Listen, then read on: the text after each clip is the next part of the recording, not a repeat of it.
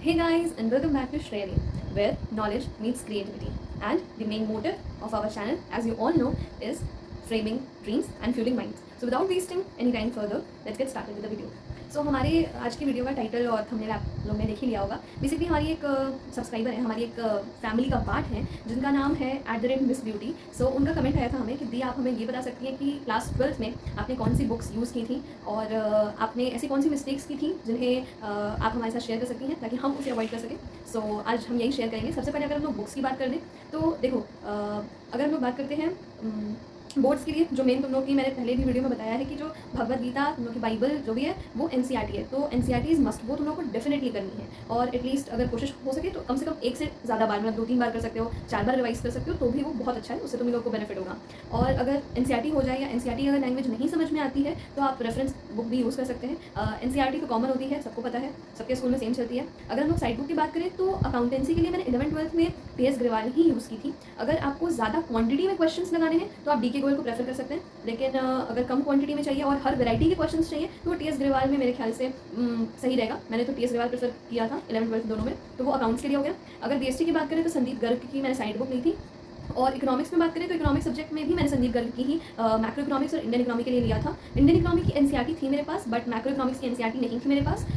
तो अगर वो मिल जाए, जो कि उतनी मिलती नहीं है मार्केट में, बट अगर मिल जाए तो उसको ले लेना, क्योंकि वो बोर्ड्स में भी तुम्हारी हेल्प करेगी और CUT में भी हेल्प करेगी मैक्रो इकोनॉमिक्स की NCERT. तो बुक्स का यही था जो मुझे बताना था. NCERT और साइड बुक में जो भी तुम लोग प्रेफर कर सकते हो. और भी मिलती है, जैसे कि TR जैन की भी मिलती है, वो भी ले सकते हैं. ठीक है. और अगर हम लोग बात करें कि कौन सी PYQ और सैम्पल पेपर की बुक, तो अभी लेने की कोई ज़रूरत नहीं है और इसका टेंशन भी मत लो. जब टाइम धीरे धीरे तुम लोग के प्री बोर्ड्स आएंगे अक्टूबर-नवंबर के टाइम में, हम बता देंगे कि कौन सी बुक तुम लोग को लेनी चाहिए. तो उसकी चिंता तुम लोग मत करो. अब हम लोग नेक्स्ट सेगमेंट की तरफ बढ़ते हैं अपने वीडियो में, जिसमें कि हम लोग ये जानेंगे कि ऐसी कौन सी मिस्टेक्स थी जो कि मैंने की या फिर मोस्ट ऑफ द स्टूडेंट्स करते हैं बोर्ड्स के टाइम में, अपने बोर्ड्स एग्जाम में, तो उसे अवॉइड करना चाहिए. So without wasting any further time, let's dive into the video. Okay, so I will be sharing you the 7 mistakes which every student जो है करता है अपने 12th क्लास में, या कोई भी क्लास हो, कोई भी क्लास का स्टूडेंट अगर इस वीडियो को देख रहा है तो उसे सीख ले सकता है अपने आने वाले फ्यूचर के लिए, और इवन अभी वो जिस क्लास में उसके लिए भी. सो अगेन मैंने वो पॉइंट्स अपने डायरी में नोट डाउन करके रखा है ताकि मैं कोई भी पॉइंट मिस आउट ना करूँ. ठीक है, अपने जूनियर्स की अच्छी तरीके से हेल्प कर पाऊँ, कुछ भी छूटे ना मुझसे. तो पहली मिस्टेक हम ये कहेंगे प्रोक्रेस्टिनेशन वाला, जो हर बच्चा करता है. गर्मी और ठंडी आलस आता है, ठंडी में ज़्यादा आलस आता है कि रजाई से कौन निकलेगा, और अगर रजाई और कंबल में घुस के पड़ रहे हो तो भाई गजब की नींद आती है. तो और गर्मी में तो भाई गर्मी अलग ही लेवल की है. अभी इस समय टेम्परेचर काफ़ी बड़ा है, तो खैर वो सारी चीज़ें अलग रखते हुए प्रोक्रेस्टिनेशन जो बहुत से बच्चे करते हैं, मैंने भी अपने टाइम पे किया था. अब मैंने कैसे किया था कि अगर हम इनकेस टाइम पास कर रहे हैं, फॉर एग्जाम्पल अगर मोबाइल स्क्रॉल करते थे तो उसमें ये होता था कि अरे अभी तो टाइम है, पढ़ लेंगे, अभी थोड़ा सा ये देख लेते हैं. या इनकेस अगर कोई मूवी स्टार्ट कर दी, मेरे भाई बहन देख रहे हैं, मम्मी पापा साथ में देख रहे हैं, फैमिली, और हमको अगर पढ़ाई करनी है तो कहते थे एक मूवी देखने में क्या ही जा रहा है. तो एक मूवी में काफ़ी 2-3 घंटे जाएंगे तुम्हारे, और उसके बाद मूवी देखने के बाद जो तुम अपने डेलुडू वाले सिचुएशन में रहोगे, उस मूवी के बारे में सोचोगे, और बाकी उससे मतलब एक तरीके से वो डिस्ट्रैक्शन है. तो इन सारी चीज़ों को अवॉइड करना चाहिए. हाँ, अभी के टाइम में तुम लोग मूवीज़ देख सकते हो, बट जब एग्ज़ाम पास है तब उसको थोड़ा सा अवॉइड करना चाहिए. और प्रोक्रेस्टिनेशन को अवॉइड करने के लिए डेली हम ये कहेंगे कि थोड़ी बहुत सुबह उठ के योगा करो भाई, एक्सरसाइज करो, जो हम तो बिल्कुल नहीं कर रहे हैं, इसीलिए हम तुम लोग को एडवाइस दे रहे हैं कि हम नहीं करते हैं, तुम लोग ज़रूर क्या करो. So funny part of the video. Second point हम ये कहेंगे choosing one subject over the other subject. भाई ये ब्लंडर तो मैंने 2 साल किया है. पहले साल उतना इफेक्ट नहीं पड़ा, पहला साल 11th निकल गया ठीक ठाक, बट 12th में मैंने उस चीज़ को फेस कर लिया अच्छे तरीके से कि मैंने अकाउंटेंसी को इग्नोर किया पूरे साल. 11th में भी किया था, बट 11th में डिसेंट मार्क्स आ गए थे अकाउंटेंसी में, बट 12th में नैया तो हमारी डूब गई भैया. सो बेसिकली मैंने इकोनॉमिक्स के लिए अकाउंटेंसी को अवॉइड किया. वो कहते हैं ना, ठुकरा के मेरा प्यार इंतकाम देखेगी. तो अकाउंटेंसी ने मुझे एग्जाम में, बोर्ड एग्जाम में काफ़ी हिट कर दिया कि तुमने मुझे पूरे साल इग्नोर किया था, एग्जाम में तुम देखो मैं तुम्हें कैसे अपने असली रूप दिखाता हूँ. तो basically my accountancy, rest in peace.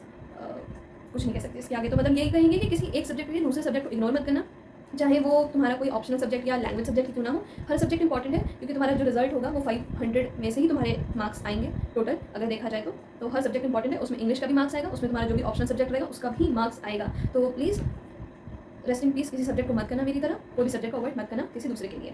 Third point हम ये कहेंगे नॉट प्रॉपर्ली रिवाइजिंग.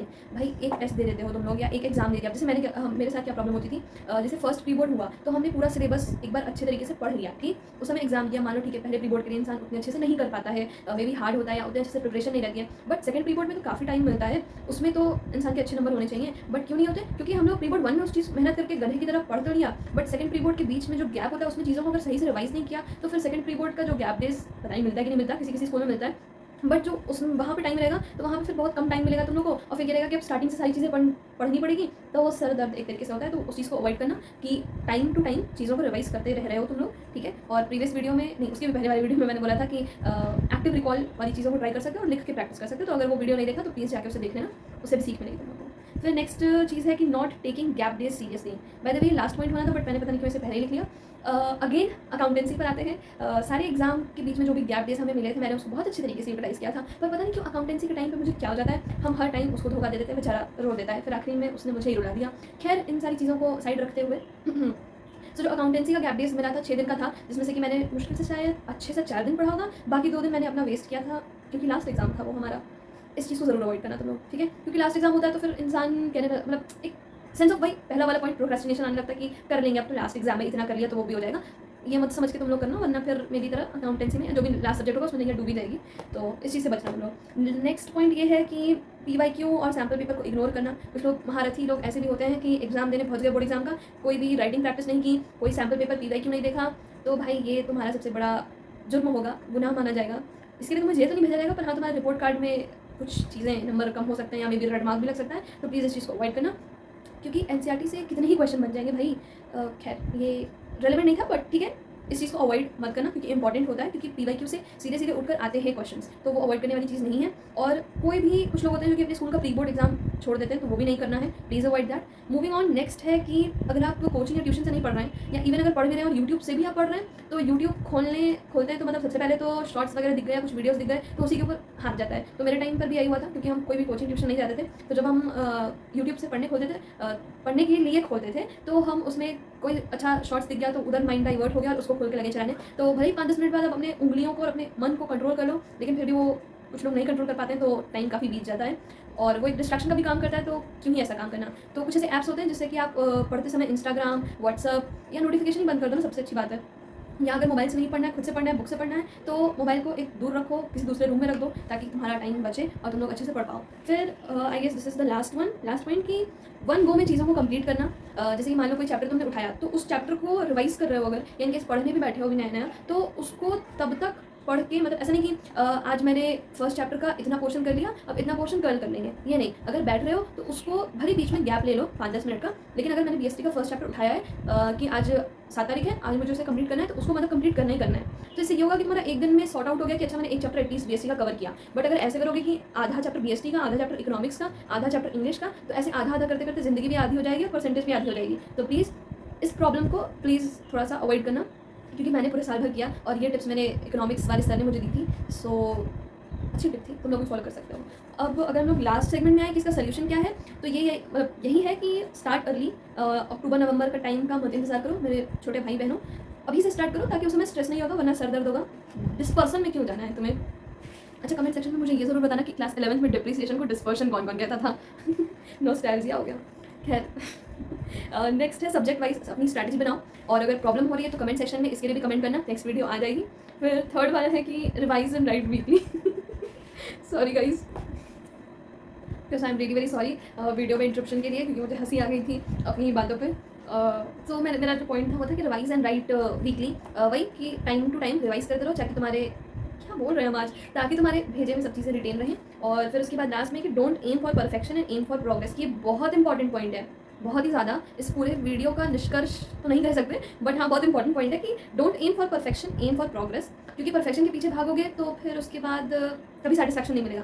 सही है, क्योंकि कोई इस दुनिया में परफेक्ट नहीं है एक्सेप्ट गॉड। तो बस इस चीज़ की कोशिश करो कि हमें प्रोग्रेस करते रहना है, और हमारे जो भी हमारा प्रीवियस परफॉर्मेंस जो भी तुम्हारा रहा उससे तुम्हें बेटर करना है।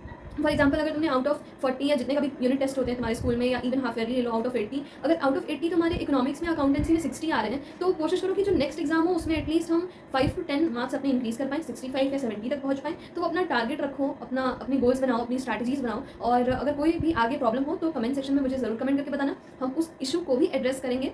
और बस आज की वीडियो के लिए बस इतना ही। Thank you. अरे बाप रे बाप, अरे अरे अरे अरे अरे, आजकल काफ़ी जोड़ों में दर्द रहता है, कमर भी काफ़ी दुखती है, इतनी गर्मी है, सूर्य देवता को भी तरस नहीं आता। अरे ई का है, कैमरा है का, कोई सुन रहा है हमको?